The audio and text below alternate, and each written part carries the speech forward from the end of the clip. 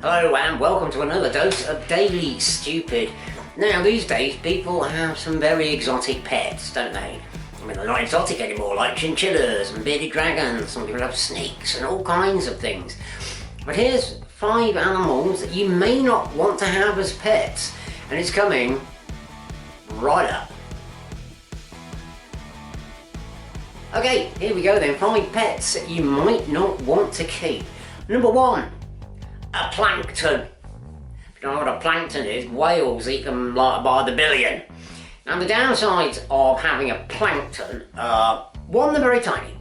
2, you'll have to keep them in a special bowl of some form that's got salt water. I mean, if you're near the sea, a bowl of seawater is ideal. Now 1, how you find your first plankton, I've no idea, but say you did. You've got your plankton and somehow you've got it in your bowl of seawater, and now the trouble is, what do you feed a plankton? I've looked on Google and resources are slim, and so your problem is here, you don't know whether your plankton's eating, and if it were to unfortunately die, you wouldn't know, because you can't see it. So to be fair, they're very low, probably low maintenance, they're low on entertainment, and quite frankly low on visibility. So I wouldn't get a plankton. Here's another one. You can have a multitude of maggots. Don't have maggots. Don't get maggots. I mean, they look, if you like wriggly things, you like tiny little snakes. So you like a snake, but they're too big, you can get lots and lots of maggots in a tub. And they wriggle and tickle. I suppose you could stroke them. Now, downside with maggots. Sadly, ultimately, they turn into flies. And there you'll have your 300, 400, 500 maggots in your little tub. And the next thing you know, you've got 500 flies fleeing all over the spot. Now, you probably didn't want pet flies. I mean, who does? So maggots are probably not a good choice. Now, slightly bigger animal, bigger than your plankton, bigger than your maggots. Not an ideal pet, I would suggest. A giraffe.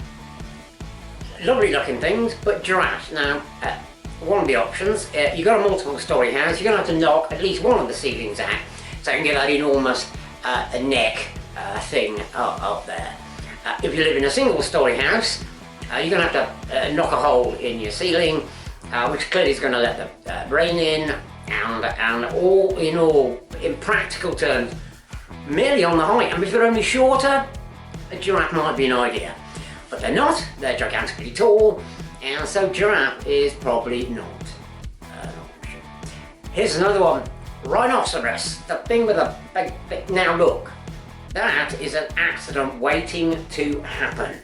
It might be casual, you're living together, you're living your life, all of a sudden, for some reason, your shoelace comes undone, you bend down to do it up, your rhino is having a bit of a trot across the room. Next thing you know, you've got a great big horn up your back entrance, and that's going to hurt, if not fatal.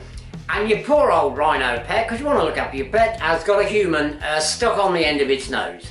It's not worked out for either of you. So probably a rhinoceros is not a good choice. Elephant, probably not a good choice of pet. It's not really about the size. I mean, you'd need a big house if it was an indoor elephant, or a really big garden, should you have an elephant. Now, very amiable animal, I'm sure you would get on fabulously. I'm not so sure in a big metropolitan city how that might work out. But your downside of your elephant, memory. Apparently, massively long memories is the gag.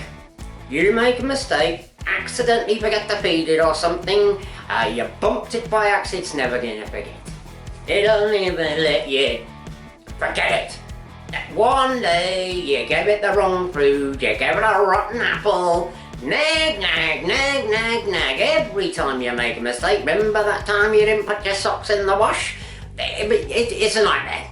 It's a nightmare because it will remember every single mistake you have ever made. Lovely animal.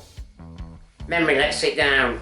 So when you're choosing a pet, think carefully. That's all I'm saying. If you'd like to put it on this, do like and subscribe, and I'll see you next time.